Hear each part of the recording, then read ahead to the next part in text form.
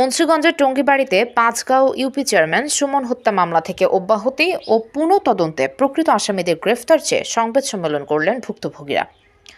মুন্সিগঞ্জ জেলার টঙ্গীবাড়ি উপজেলার পাঁচগাঁও ইউনিয়ন পরিষদের ইউপি চেয়ারম্যান এইচ.এম. সুমন হালদারকে প্রকাশ্যে গুলি করে হত্যার ঘটনাটি পুনঃ তদন্ত করে প্রকৃত দোষীদের গ্রেফতারের দাবিতে সংবাদ সম্মেলন করেছে এই মামলার ভুক্তভোগীরা। শুক্রবার বিকাল পাঁচগাঁও ইউনিয়নের মিলন চেয়ারম্যানের পুরান বাড়ির আঙ্গিনায় সংবাদ সম্মেলন করেন নিহত ইউপি চেয়ারম্যান এইচ.এম. সুমন হালদারের চাচা মোহাম্মদ জাহানুর রহমান সওদাগর। তিনি সুমন হত্যা মামলার ৬ নম্বর আসামি। বর্তমানে তিনি জামিনে রয়েছেন। সংবাদ সম্মেলনে এইচ.এম. সুমন হালদারের চাচা মোহাম্মদ জাহানুর রহমান সওদাগর বলেন, ২০২৪ সালের ৭ই জুলাই সুমন হালদারকে প্রকাশ্যে গুলি করে হত্যার ঘটনা ঘটে। এই ঘটনায় আমি জড়িত না, আমার ভাইরাও জড়িত না। তারপরও আমার ও আমার ভাইদের বিরুদ্ধে মামলা করা হয়েছে। কে বা কারা হত্যা করেছে তাও আমি জানি না। আমার ঘটনাটি শুনেছি। যেখানে ঘটনা ঘটেছে সেখানে সিসি ফুটেজ রয়েছে। ঘটনার সময় আমি বা যাদের জড়ানো হয়েছে কেউই ছিল না। প্রয়াত চেয়ারম্যান সুমন হালদারের কতিপয় সমর্থক এখনও আমাকে আমার গ্রামের বাড়ি আসতে নানা রকম প্রতিবন্ধকতা সৃষ্টি করছে। বিষয়টি আমি পুলিশ প্রশাসনকে জানিয়েছি। আমার জীবনে নিরাপত্তা চেয়েছি। আমি সহ আমার ভাইদের ও আমার পরিবারের লোকজনকে হুমকি দিচ্ছে। এই ঘটনায় আমি টঙ্গীবাড়ি থানায় মামলা দিতে গেলে সে সময়কার কর্তব্যরত ওসি আমার মামলাটি গ্রহণ করেননি।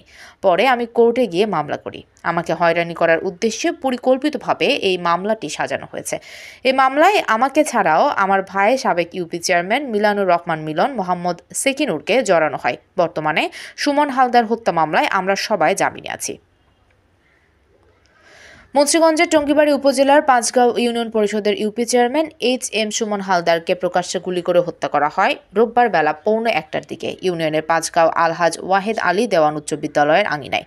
বিদ্যালয়টির ব্যবস্থাপনা কমিটির নির্বাচনকে কেন্দ্র করে এই হত্যাকাণ্ডের ঘটনা ঘটে বলে জানায় পুলিশ ও প্রত্যক্ষদর্শীরা। নিহত চেয়ারম্যান সুমন হালদার পাঁচগাঁও গ্রামের প্রয়াত পিয়ার হোসেন হালদারের ছেলে।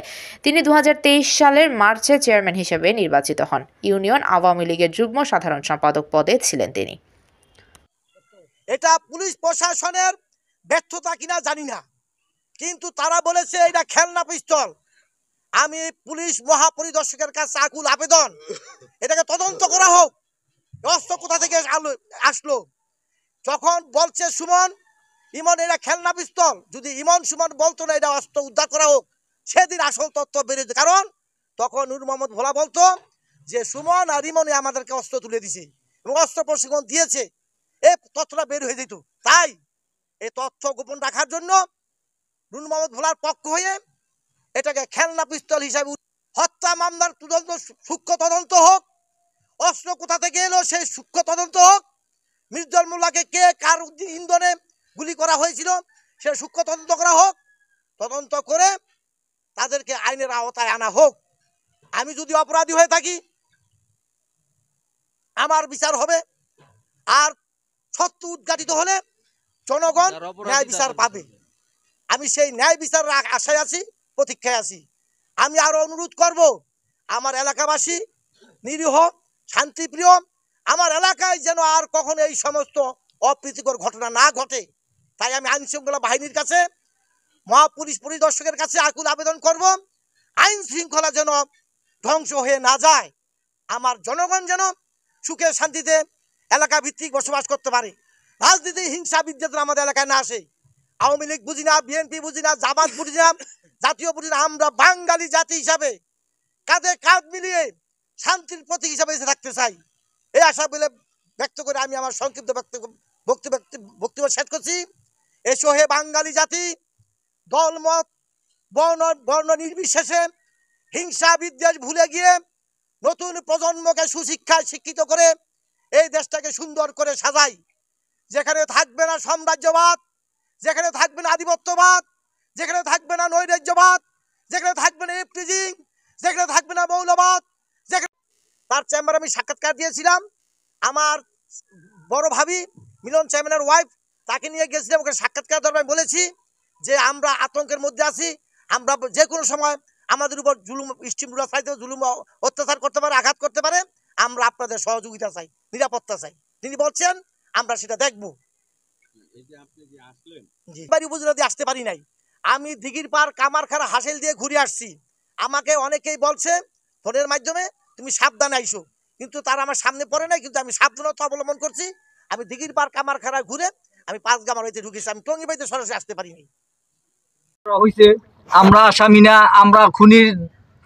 আমরা খুনি না, আমরা সৎ ন্যায়পরায়ণ লোক। যারা খুন করছে তাদের বিচার হোক, আমরা ন্যায় বিচার চাই। ন্যায় বিচার উদ্ঘাটন হইলেই আমরা মুক্তি পাবো, এটা আমাদের আশাবাদী। দেওয়া হলো কেন এরকম দৌড়ে দেওয়া হলো? আমার সহজে আমার সহ ধরে লিয়ে গেছে গা, আমার বাসা যে আমার আমার আমার ছেলের বরে আমার নাতিন সহ আমার ধরে লিয়ে গেছে গা। এটার বিচার চাই। অনার্থক অনার্থক হয়রানি করছে, কেন করছে?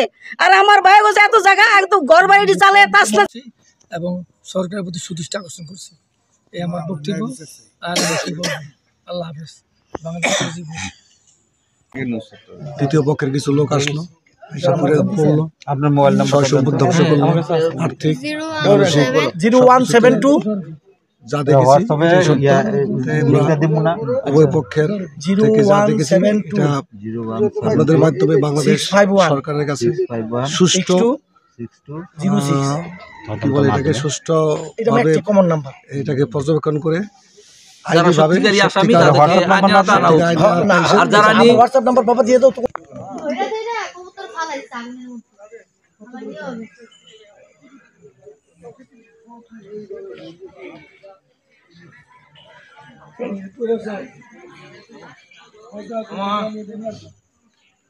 মুন্সিগঞ্জ প্রতিনিধি আনিসুর রহমান রলিন এর পাঠানো তথ্য ও ভিডিও চিত্রে PIB ৭১ টিভি।